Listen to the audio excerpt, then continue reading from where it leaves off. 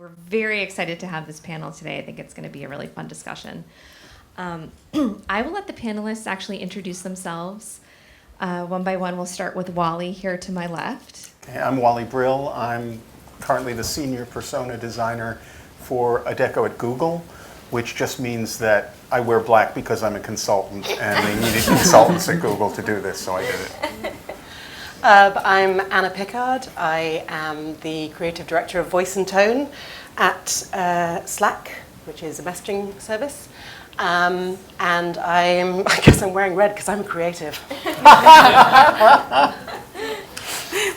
I'm Leif Martinson. I am the lead designer at Botanic Technologies based in Emeryville.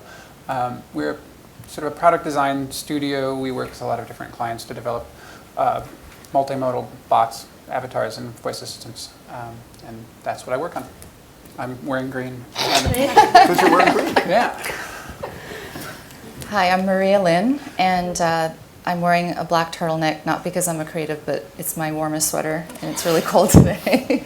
I've previously worked for Apple as the lead writer at Siri, and I now work with a lot of different folks in the industry writing for AI and personalities, including Sophia, the robot that some of you may have heard of, and some multilingual chatbots and other products.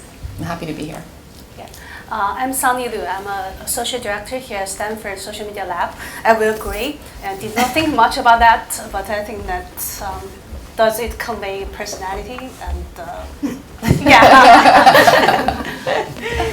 So thank you guys so much. I know each of you have a little bit to say about your background and what you're working on now, and we'd like to take a couple minutes for each panelist to just introduce themselves and their work so that we all have a framework for the discussion later. You want to go for it, Wally? Oh, okay. Hi, so I'm Wally Brill, senior persona designer for Adecco at Google.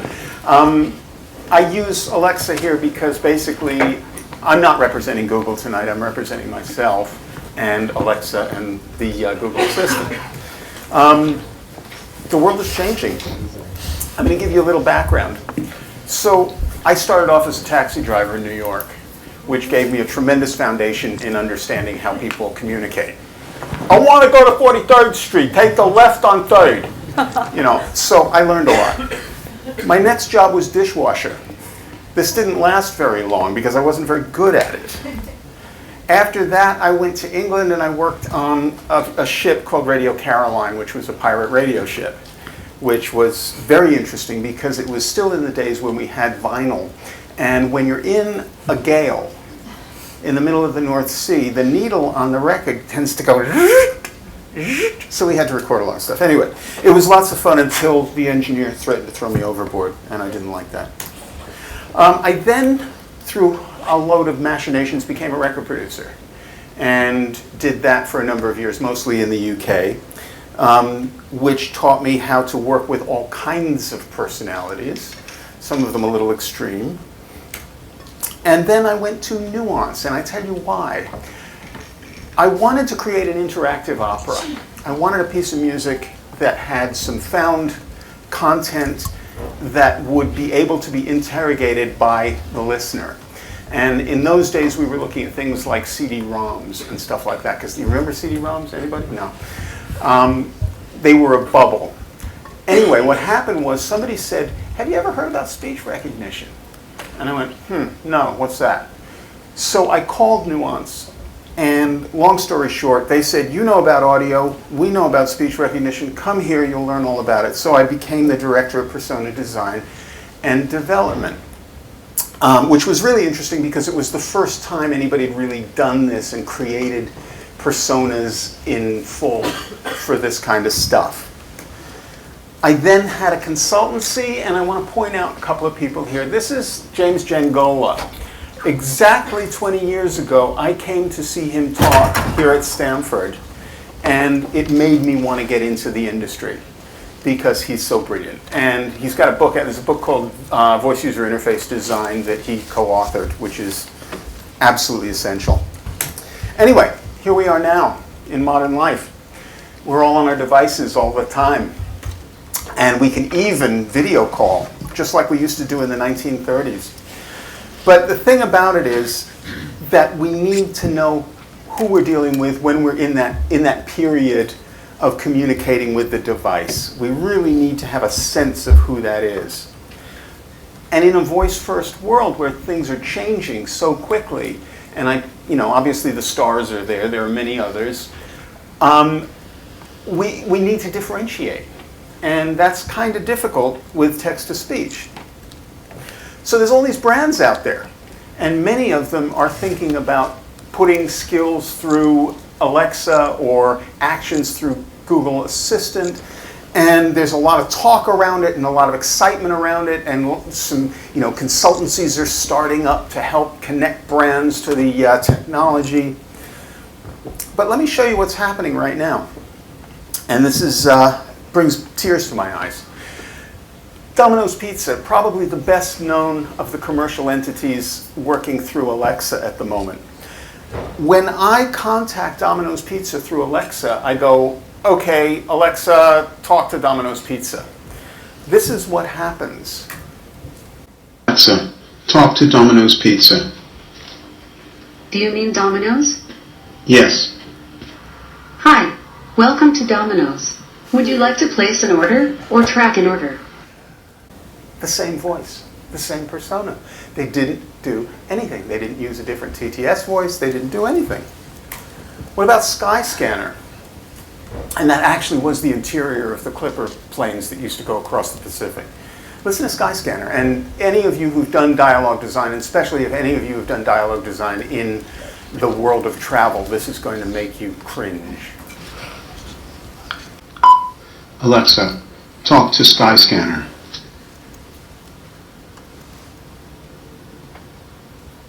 With Skyscanner Flight Search, we can find you the best price for one-way or round-trip flights. Simply answer a few questions about your trip. Where would you like to go? New York. New York.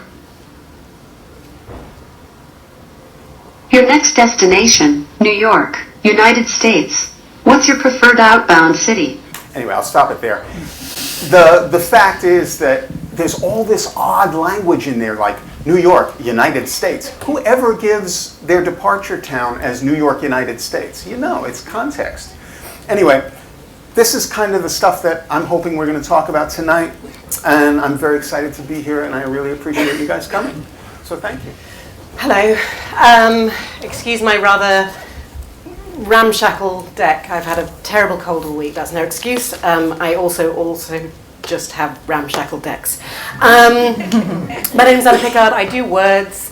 I find it very difficult to describe what I do to people, especially my mother. But I've ended up thinking that I do words. I push them around. I think about words in a really concentrated and different way than I used to when I was a writer. I'm no longer a writer, I now just do words. So if I can take you, I'll take you back through kind of where I've come from and how one comes to be a creative director of voice and tone at a big startup-y thing. We'll start at the very beginning. I trained as an actress. That was my first intention of a career. And then I finished acting school and discovered that I was way too shy to become an actress and had no ability to sell myself whatsoever. So I had a bit of a nervous breakdown, as one does, and then went back to graduate school to do dramaturgy. Dramaturgy, the study of scripts, the study of how stories are constructed, how texts come to be, how characters, how writers intersect with their characters, how characters become and how they fulfill the world, how the audience then takes those characters and relates them to their own world. So how the audience sees the world of the play, how the world of the play intersects with the modern world, if it's come from the old world. All of these things around what the story is, which everyone said was a completely useless degree at the time. They were correct. I left and became a journalist at a newspaper in London called The Guardian, where I did such august work as live blogging the royal wedding in 2005, as well as other such wonderful things. But that, because I was a blogger at that time, I'd been a blogger since 2000 and moved in that kind of community, that worked well in my kind of stream of consciousness way of writing, of having a brain that luckily has very few boundaries between brain and fingers, and I'm able just to kind of tune whatever is in my voice, whatever is in my brain, into what's on the page in a voice that sounds like a real human voice talking to you. So I did a lot of live blogging. That was my journalistic career. And I moved seamlessly from there into doing things like social media for advertising campaigns. I was the voice of a cat on Facebook for Widening Kennedy, a cat with thumbs who was trying to take over the world. I was the voice of a butter god for another campaign. These kind of things that suddenly people were discovering social and discovering to do social well, they needed character. They needed someone who could build up a well-rounded character, a character that people would want to interact with and believe in. And in fact, one of my favorite things about being the cat was that on Facebook, arguments start, as they will, and Bertram, he was called Bertram Thumbcat, had a lot of fans, and occasionally someone would pop in and say, you people are all very sad, thinking that you're cats. And hundreds of people would rise to the defense of Bertram Thumbcat and say things like, my favorite one was someone saying, we're not pretending we're cats, we just like cats. Bertram, meanwhile, is a cat. And I was sitting there behind my keyboard going, no, but thank you for believing in me, and thank you for believing in this persona. Right. I also wrote for games. I wrote for math games, which is funny if you know how good writers are generally at maths. This was the Ultimate Prime, who was the baddie in a game called 12 a Dozen, which was a game for elementary or middle school kids about numbers. And I wrote for another game called Glitch, which was a peaceful multiplayer world-building game where there was no fighting, there was no war, and players just worked together in cooperation to build things and harvest things and create community. And I wrote dialogue for pigs and chickens, and I created the world around these pigs and chickens and the giants that thought them up.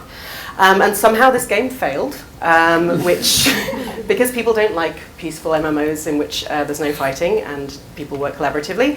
But the game failed, and the team that created it went on to become Slack, because they had created this messaging system to help them build the game. And while creating that messaging system, thought, well, we never want to have to work in this distributed fashion that we do. We never want to have to work without this messaging system again. So that became Slack. And a year later, I got a call saying, well, do you want to come back and do the same thing you were doing for pigs and chickens and rocks, but do it for enterprise software? And I thought, well, how different can that be? And it turns out to be quite different, but similar in a way, because it's about, and I'm just going to take you through kind of like how these things manifest and why this is related to AI, because while we do not have AI, we do not have AI bots in Slack. We do not build those. That is not what we do. Our bot that we have that greets you if anyone uses Slack is not a smart bot and can only really kind of respond to what you're saying. But the way I think about the entirety of Slack, the entire company, is about every bit of it functioning and anticipating what the user is looking for. So every bit of it responding and speaking in the same voice, but responding in a particularly different way wherever the user is finding that voice. Because the voice itself is the same the whole way through, but the tone differs. This is a very complex thing that I mocked up. It's probably the most business-like slide I've ever done, which says something. But it's about how the tone modulates, but the voice is always the same. It's part of the same spectrum. This is something that we're known for. I'm going to cover it up with a monkey. This is one of the touch points I think of when I think about this voice and how that breaks down to our users. One of these moments that we emotionally connect with our users, which is in the release notes, which release notes are something you have to go and find. We've worked very hard to work out what it is that the person who wants to read release notes is looking for and how to speak to them in that moment. This is a moment that you'd find when you've read all your threads, and instead of getting oh God, there's another inbox cleared, we want to give you a little bit of a lift and say, hey, you're all done. Go on to something new, or give you a little prize or a feeling of reward. So it's finding that emotional moment.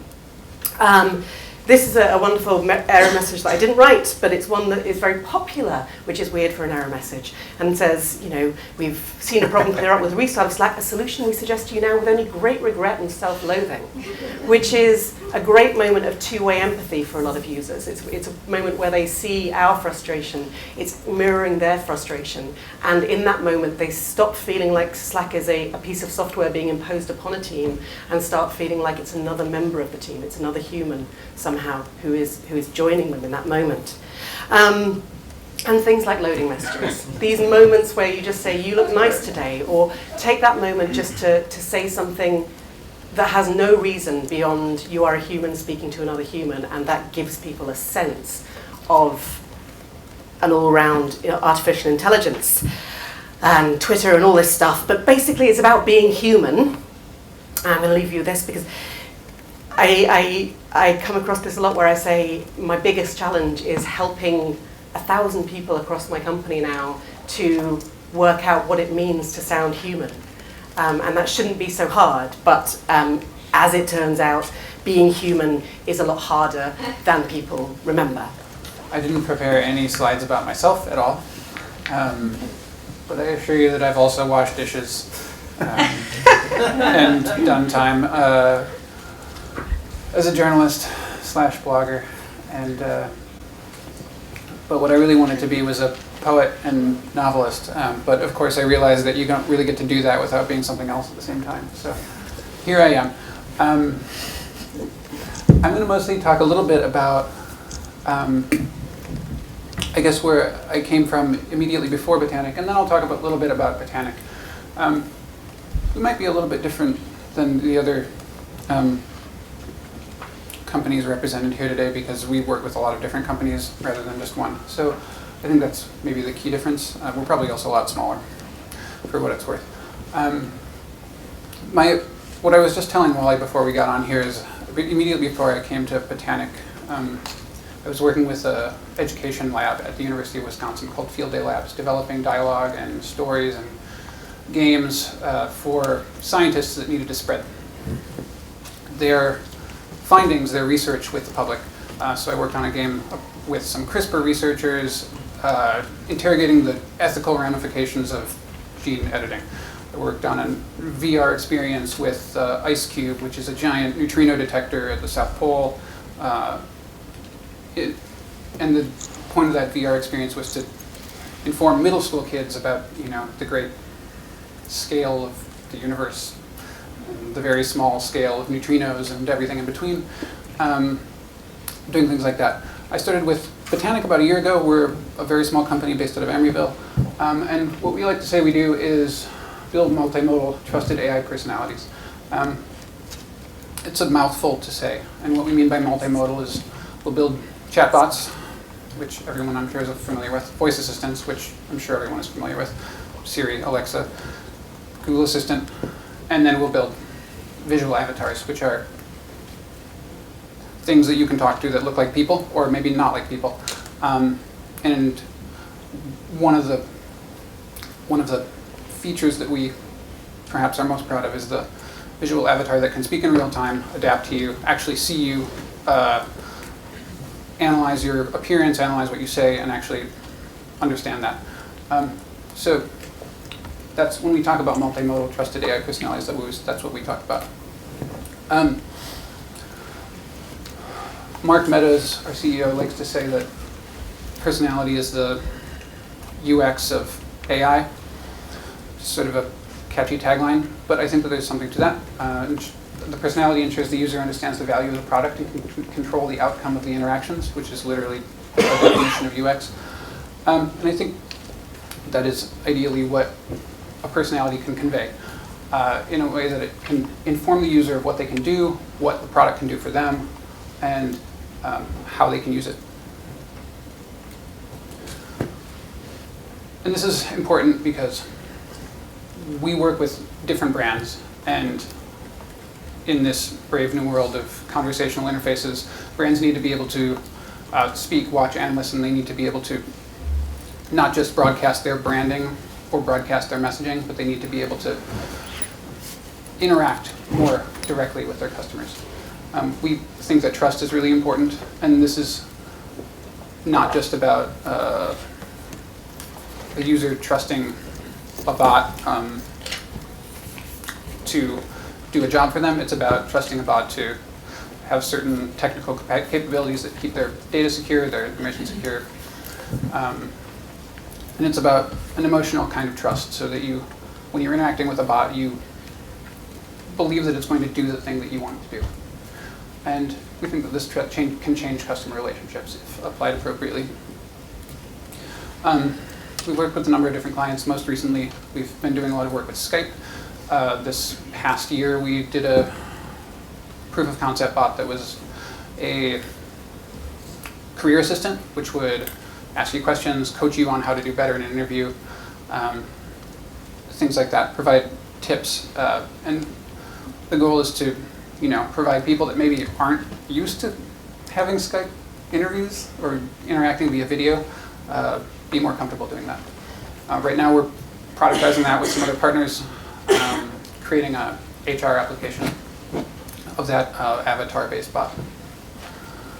This is a big, ugly graph of our technical model. I do the personality stuff, conversation, character, content. We also provide a bunch of middleware that one of our engineers described himself as a plumber. I think that that's an apt description, because you have not just the user-facing interface, but you have all this other back-end stuff where you connect all these different pieces, and you can plug in something like sentiment analysis, you can plug in something like facial analysis, you can plug in all these different deep learning APIs that can help you do stuff that you might not otherwise be able to do. We can also connect with a lot of different platforms, whether that's Skype or Messenger or Telegram or Signal or Kik or whatever. So this is one of the things that we talk about, being able to offer brands that want to implement a bot and do it in a number of different ways. This is a diagram that talks about our work model. I mean, everybody's probably seen something like this, but we work in a sort of a design-based model where we work to discover goals, discover user needs, iterate on content, do a lot of user testing, do a lot of user research, prototype, build, test, repeat. I don't need to dwell on that. I also wanted to talk just briefly, because this is a thing that's really exciting for us at Botanic. This is a side project. It's a separate entity, but Botanic is working in collaboration with an organization called Seed, which is doing an ICO, an initial coin offering, for an ERC20 token, Ethereum-based cryptocurrency that is the goal of which is rather grandiosely to democratize AI and create a way to open source tools to create bots and create an economy for users to exchange their privacy, their information, their expertise, their knowledge, their experience, exchange directly with people who might use that, and cut out the possible middlemen or advertisers that are the other ways to productize that information or knowledge. This is in progress. The public sale of tokens to start raising money to develop this is sometime this quarter, at the end of this quarter. If you're interested in this kind of revolutionary economy, crypto economy of bots and users' information, check it out. Not directly related. Do you have a demo? Don't have a demo right now, but you can check it out for the white paper and any other information.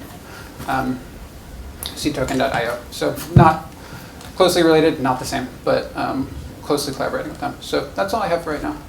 Hello. My presentation is also less colorful and interesting than the others, but that's okay. So I don't ever know what to call myself: writer, creative director, AI person. This is a quote I wanted to start off with, which I really like. I have an unfortunate personality, Orson Welles. I love this quote to talk about the concept of personality because it's how to translate personality to language and the things people say.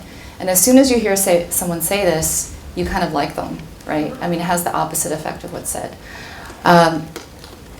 I was the former lead writer and creative director at Siri, so for many years I helped develop what I call the OG AI. I think the world's first interaction with AI was through Siri. And we have international writers in different languages trying to understand what the world and what people want from AI and what they're looking for when they talk to AI. I left Siri in the fall, and I now am a writer and consultant in different areas of AI. So one of the companies I'm working with is Hanson Robotics, and writing for Sophia, who I think some of you may know as the first robot to get citizenship, which some people find a little bit intriguing, off-putting, you know. In Saudi Arabia, which is another interesting thing. Can she drive? Good question. Someone actually just told me earlier that she's going to be on the cover of In Style magazine or something coming up soon. Anyway, and there are also some multilingual chatbots in other areas. I mean, this area is just really exploding, and I think people are eager to find the creative element in designing these dialogues. I'm also starting to write a column for the Paris Review called Artificial Intelligentsia, which is on writing for AI from a literary perspective. So looking at things like, you know, Beckett, one of the topics I have is, you know, David Beckett style meandering, meaningless conversations. I love those with humans, so I hope we don't lose them when we move our conversations to human-AI interactions. Also, Siri was just an incredibly exciting project because, as you can imagine, just the memes, the rich conversations we got to have with people all over the world, you know, Brazil, China, Asia, the Middle East, in every language. There was just such a rich insight into what people are hungry for, what people are seeking, whether it's humor, whether it's a bit of sympathy. And I think that really informs what we should think about when we think about designing personality for AI. And the interesting thing of going to Sophia from Siri is putting a face finally to an entity that was non-corporeal, did not have an image, did not have a gender, and suddenly there's a very, very specific image, gender, face, and gestures, facial expressions, and so all of that changes the way that you write dialogue. A little bit of background on me. I did do one slide. I was born in Taipei. I lived in New York for a long time. I grew up on the East Coast. I studied in Europe as well, and so I think that I speak a few different languages, and I think that the international and sort of multicultural, multilingual perspective, I really find that very important in designing for AI.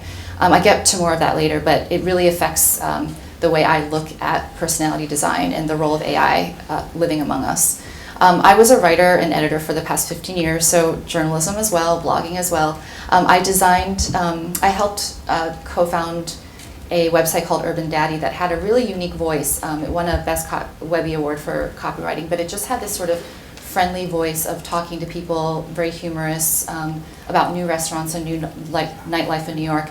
And that was how Apple recruited me, was that the head creative director in their creative suite said, hey, we really like this voice. And so I think being able to find that voice that people want to hear over and over every day is a really hard thing to do. You can create a voice for 2 seconds, but a voice that people want to invite into their homes. And by voice, I don't just mean the oral voice and the tone and that voice casting, but the words that are used, the diction.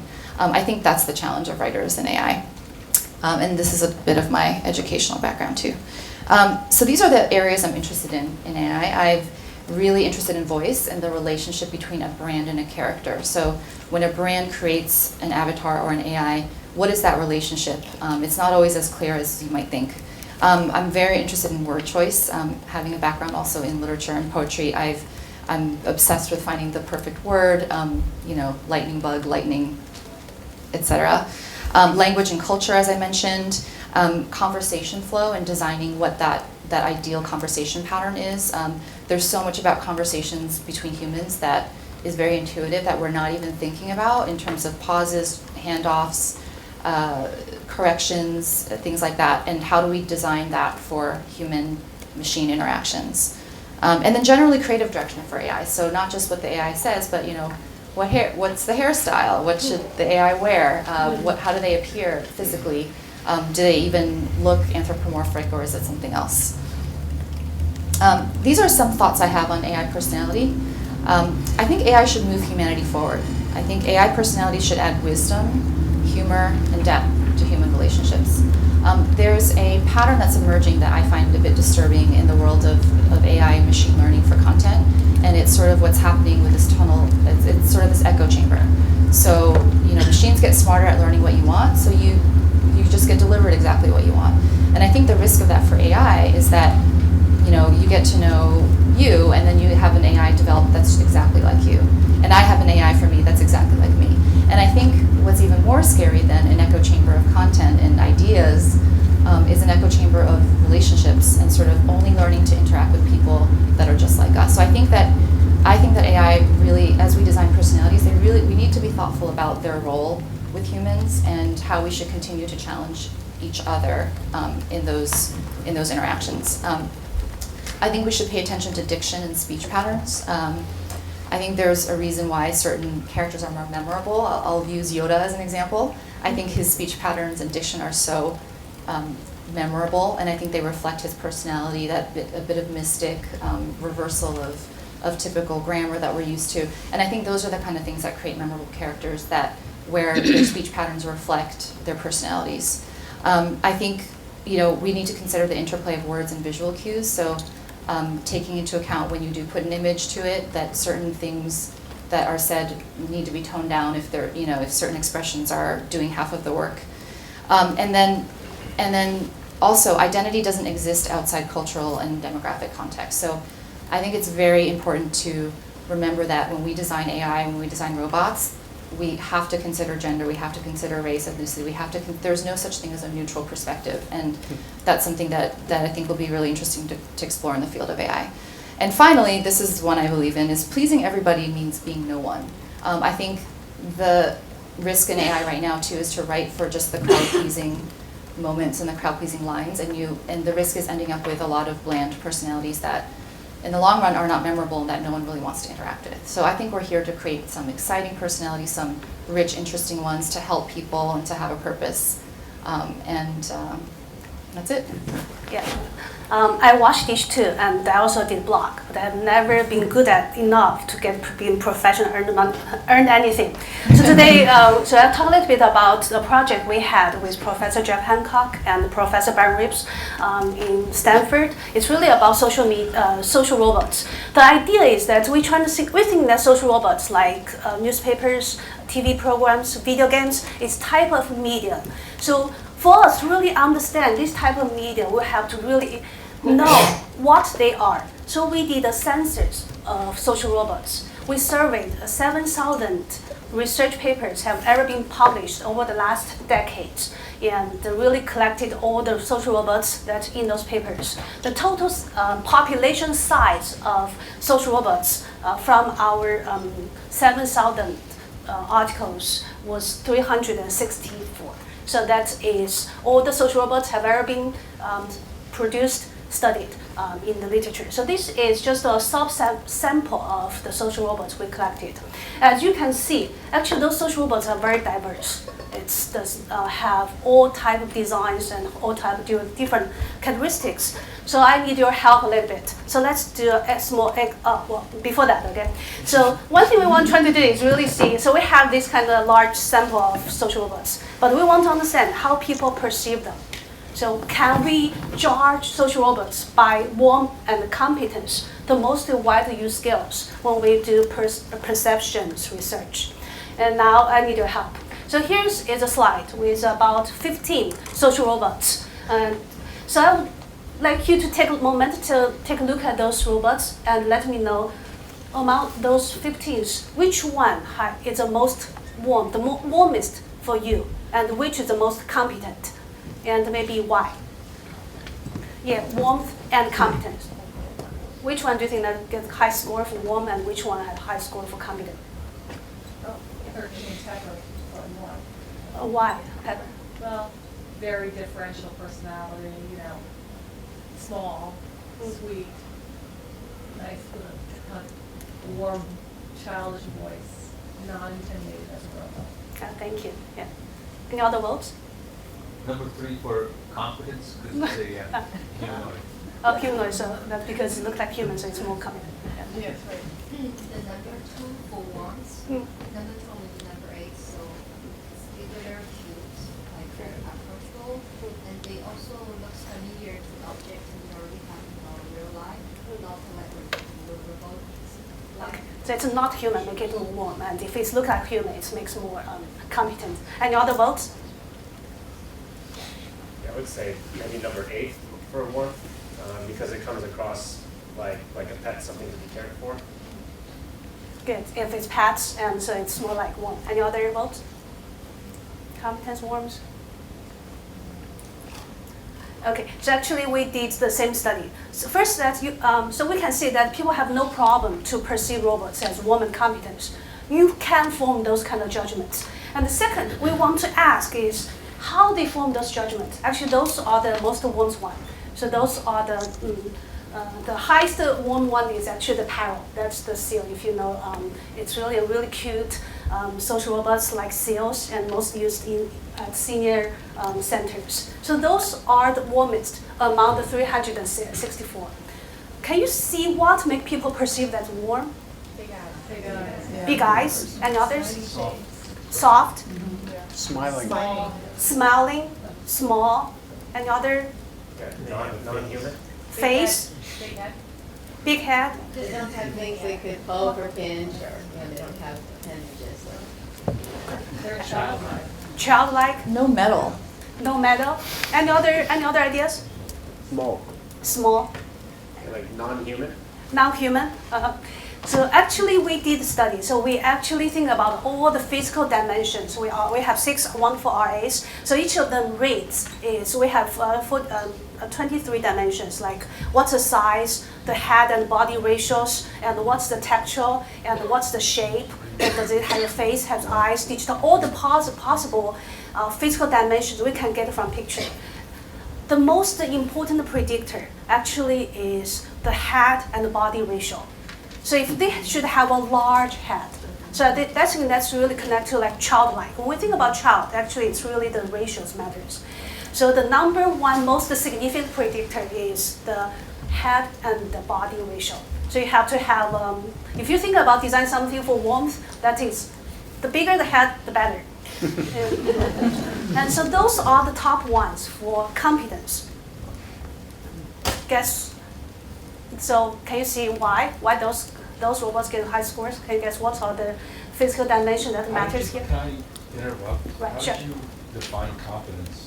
Yeah, so that's a good question. We To a use task or to solve competence. competence? Competence, yeah. So we used Fisk's skills for woman competence. It's a nine-term skills altogether. About when you look at this useful humans, we adopt to social robots. Yeah, that competent, that has I think that have I forgot about four items. It's a widely used skills. Yeah. I think, this competent robot, does it can fit? I forgot what that's. There's a few items. Thank you. Sure. Can you guess what are the predictors? What? Strong power, mechanical flexibility. Could you? I cannot hear. Okay. Oh, sorry. Big power and mechanical flexibility. Big power and mechanical flexibilities. Any other thoughts? Complexity. Complexity. And explain a little bit about what do you mean by complexity? Perceived complexity. Like the third one from the left looks more complicated. So therefore, like, do more. High tech. Define a little bit about high tech. Just visually, they look like they're pretty complicated technologies. Yeah. Complication. They have many joints, so they can move around, do many things with their hands. Yeah. Movement joints. Arm to torso ratio. social racial. I'm curious about gender bias, because they all look quite male to me. Yeah. Excellent discussions. That is really actually, so you guys got it actually. So we actually measured too. We measured gender display. So whether that's a female display, male display, or not display at all. We also measure about femininity and masculinity scores. So we have from 0 to 100. I thought it's like power, right? Power is relates to those. But turned out the most predictors are there too. First is actually you have to have a small head. So the head and body ratio. You have to have compared to a head, you have to have a huge body. So that makes you think competence. And not only that's so smart, you got it. It's really degree of freedom. Means that how many parts of their body can move. So we count. So like for those ones, for like the third one, you don't need to have a head, but you have to have those kind of parts that can move. That's defined, and people perceive those are the ones determine the competence of social robots. So for our next phase, right? Any questions or? So the next phase of our project is we're trying to put those social robots into context and embed it with personalities, with voice, and as mentioned, that Pepper, you like it because of the personality and voice. And when personality, voice, and context combined with physical characteristics, the research question we're really trying to answer is what type of social robots will be most successful for each type of task. Like maybe Pepper will be good. They already use the Pepper a lot in those kind of airports and malls. But would Pepper be good to teach my kids math for educational purposes, or like senior homes? So that is the next phase of this project. Thank you guys so much for those compelling introductions. So Wally, can I start asking you a question? How would you define persona or personality in your work? So we've always considered persona to be the consistent character. It's the thread that runs through that we can count on. It's what people take away from interacting with the voice or the face or whatever it is. But is it consistent? If it isn't, it seems schizophrenic. Does it have a rich characteristics and attributes? That kind of comes out to being persona. Thank you so much. And how about you, Anna? I think for me, or for us, did you say persona or personality? Either or. Oh, okay. And you can tell us about the difference for you too. I think if there is one. No, there isn't. It's I don't think about either. I think about voice as a collection of attributes of shared characteristics. That does not necessarily make a personality. The voice is not one person. It is simply tapping into a shared bunch of characteristics and attributes. So interesting. And how do you think about that voice or voices in your work?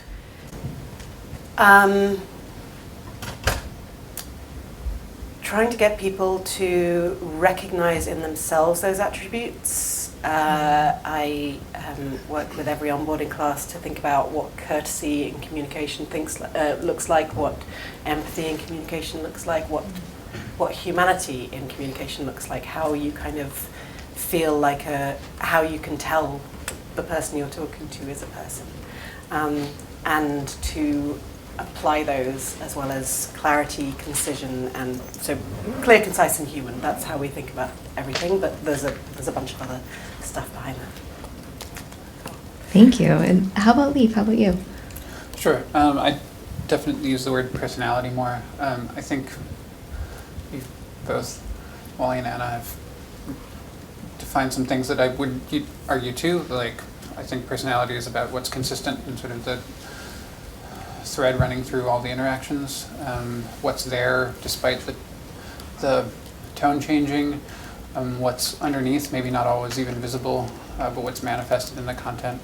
I think that, to me, what that is articulated as is often a set of characteristics or interaction styles, or sort of key modes of approaching communication. Because that's the way that the personality is manifested. So I try to think of it from the point of view of what's observable, in terms of the user. So, is the personality forthcoming or reserved or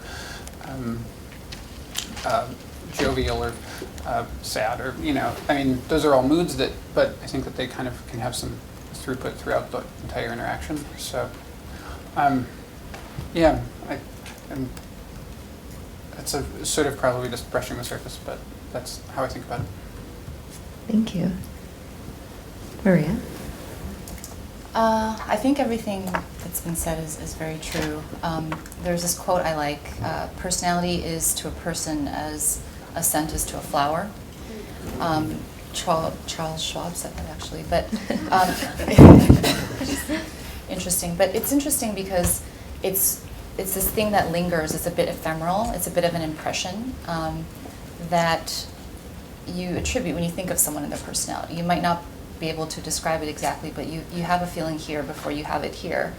And I think that successful personalities have a strong scent. F. Scott Fitzgerald also said, personality is an unbroken series of successful gestures, which is spoken like a writer because, a character is there for a purpose, to drive the plot, to have goals. And I think this idea that personality is both a scent, but also a series of actions, could be a very interesting way to look at designing personality for AI. I think those are really brilliant. I think that personality is like a few dimensions that people use to make judgments and also to make predictions. So can predict the outcomes of the interactions and also relational outcomes. And Sunny, you talked to us a little bit about social robots. Can you tell us what makes a robot social? Okay, so I think that there's all kinds of different type of robots. But social robots are the ones really designed for social purposes. So I think that's how we define social robots. It has to have a physical part, but also it's really can ultimately interact in a socially meaningful way. So that's social robots. Of course, please. Sunny, Yes. when you talk about having a physical presence, is it necessary? Can there not be a social robot that has no physical presence? If that's the case, it's more like conversation agents or some of these have that assistants. So we think that when we think about social robots itself actually has to have physical parts. But like Google Home and Alexa, actually they have physical parts and can be used for social purposes. So that's by its definition, it's a social robot. Right? But it has to have like Sophia is a social robot. But some chatbots like Siri, we would think it's a conversation agent. It's not a social robot. Very interesting distinction. Yeah. And Wally, do you think that personality is important for the AI that you work on to do its job well? I think it's important for any situation where you're communicating between a human and a device. As soon as you hear a human voice, Clifford Nass, you all probably know, did foundational research in understanding that when we hear a voice, we take away attributes and characteristics instantly. I think it was a second and a half is kind of what we talk about. And so I think they're inextricable. I think you have a persona whether you want it or not as soon as you hear a voice. And how does this affect the ability to do your job? Oh, it's great. It makes it much easier. Right, yeah. It makes it tremendously easier because we know who we are. We know who we're working with. And these entities, I mean, I call them robots, but I guess they're conversational agents. These entities take on a life of their own. I mean, when there's a situation, any of our writers will go, boom, that's what she'd say there, and they're right. I mean, they've kind of grokked it internally. And Anna, for you, we talked a little bit about a collection of voices. So for a platform that has a job, can you talk a little bit about Slack's job and how that collection of voices works with Slack? I mean, for us, so the voice is the constant thing. So if you think of the voice as the thing that comes from these shared characteristics, the tone is the thing that varies. The tone is the thing that, depending on where you're talking to the person, how you're finding the person, that is where the real differentiator comes. We can say that our voice is at heart clear, concise, and human, and has some other things, feeding into it, a certain playfulness, in the sense of a curiosity, kind of an insatiable curiosity, that sort of thing. Those are words that I describe I explore with people when we're talking about the voice and where it comes from. But the tone is where the great work comes, because that's where, how do you make someone who is writing into a customer experience agent feel like they are talking to the same person as the voice that welcomes them when they start their software up, or hearing from the same person that is speaking when their software falls over. How do you make sure that even with the label ripped off, they could say, oh, that's Slack, that this sounds and feels like the same person.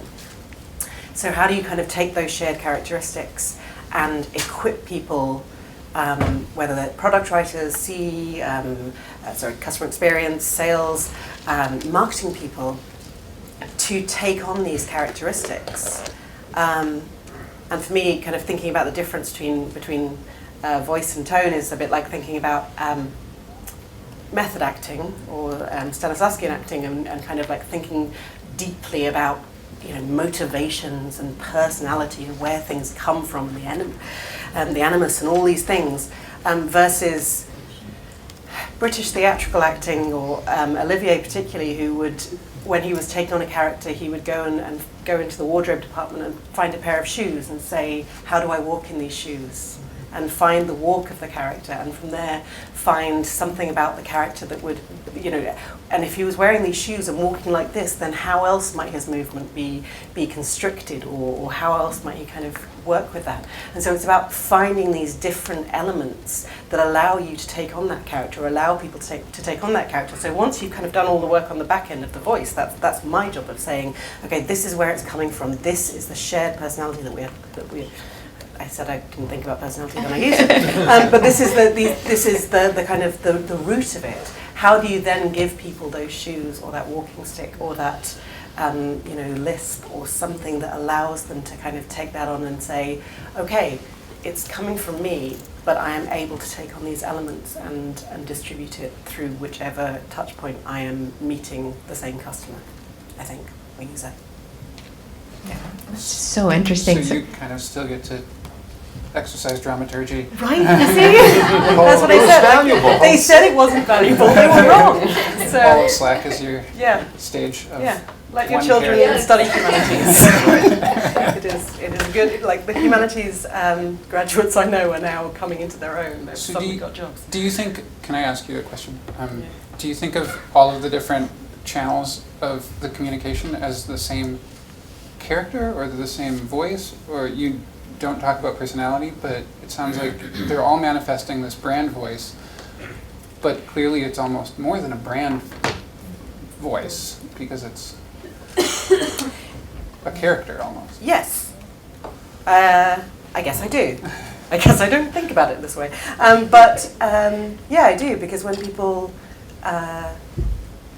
talk to us on Twitter, and it is one of those very social moments of they know that if we have an outage and we get 3,000 tweets and we respond to 2,500 of them in 3 hours, there are clearly more than one person behind the thing, and yet every single person, a lot of people who kind of send something out will get something back going, oh, it's all right, Slack, don't worry, and talking to you as if you're a person, and they do feel like, or it feels like they are communicating with an entity.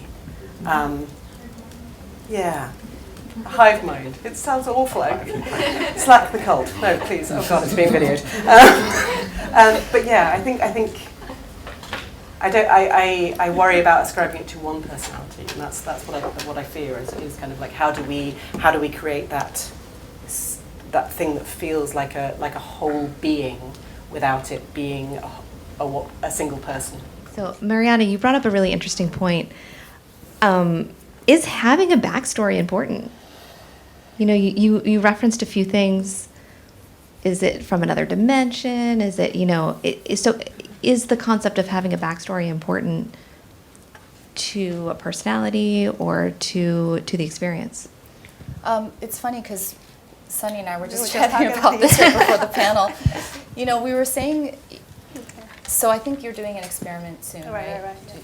To have different backstories, see how that's actually. How that might change the perception of a robot after you first meet it. And I think we're all the same with humans. I think we can meet someone and have a judgment, but then if we go, you know, Google them or go to their website and we click bio and we read their, and we oh, maybe we adjust or maybe it confirmed our initial impression. But I do think that, I mean, that's why people love bios on websites. People go to bios, they want to know people's stories. You guys wanted to know our story before you heard us talk. I think that creating a backstory for a robot is a bit different because it's manufactured in some sense. But I was sharing with Sunny this concept of having a, like, voluntary and involuntary personality traits. So, you know, take Sophia, for example. She has some involuntary personality traits. She was born to Hanson Robotics, to David Hanson. She has siblings like Einstein and the other robots in the lab.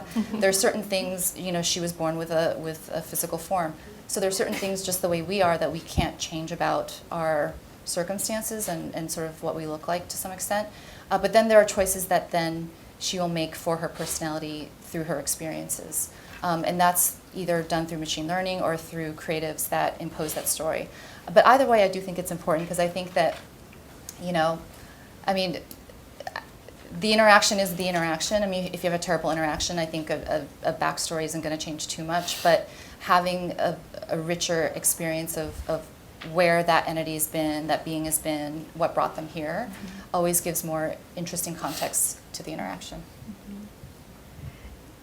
And Leaf, how do you feel as someone who works on many different personalities? Do you think the backstory is important to those personalities? Sure. I think it's really context dependent. I think that it can be really important to help create the personality, but I don't know if it's essential. Well, let me say that I think that functionality and user experience should come first. And if that means, if part of that, if you're optimizing for a user experience that's focused on, say, entertainment, then the backstory might be really important. That might be the function. That might be the major feature of the bot. But if it's something like, if you're interacting with something and you want it to check your bank balance or help you find health insurance, then maybe you don't want to access as much of that backstory. On the other hand, you know, the same person using the same bot might have more interest in a backstory one day than another. So it depends on how you want to design it, I think. I think it can be really useful from a background standpoint for me to think about where something came from and why it is the way it is. How much should be visible and user-facing, I think, is up for, sort of depends on the context and the desired outcome for the bot. How important is it for you? Oh, sorry. No, I was just going to say, if you're working with a team of writers and they're all writing for the same entity, there's got to be some documentation. There's got to be something that says, these are the characteristics. This is, and it's easiest to do it, I hate to say this, it's easiest to do it by creating biographies, because we know socially what certain things mean in terms of a backstory. If somebody spent their life in academia, it's different than if they were washing dishes. So there's real need for understanding what those things are, and it really helps everyone get on the same page and stay level and stay consistent. And so do you think that personality and functionality are competing or complementary? I've never thought about them being competing. I think they're totally complementary. I mean, I think personality, you have a function that you want to perform, whether it's, you know, finding a good restaurant or finding a direction somewhere or whatever. We follow that, you know, just as we would as humans. We would adapt to what that task is. That's what we have to do. We have to adapt to the task. I think the relationship between those two is where it gets very interesting. I think if you have an assistant, but say the assistant's a bit surly, that's where it gets interesting. Or if you have, say, you know, take the financial sector, since you mentioned that. I've always thought there was more opportunity to do more interesting things there, because people struggle with finances all the time. And the financial sector has no creativity, has no life. Oh, sorry, that sounded very strong. But you know, I should say the marketing and the product design around, you know, banking and finances doesn't have that. You don't see avatars helping you. But what if you had a financial advisor who was, you know, had been in debt and had a horrible, you know, had really bad spending habits. So I think the relationship between those two is where it gets interesting, and not taking the expected course, but exploring what that tension could do for the user experience.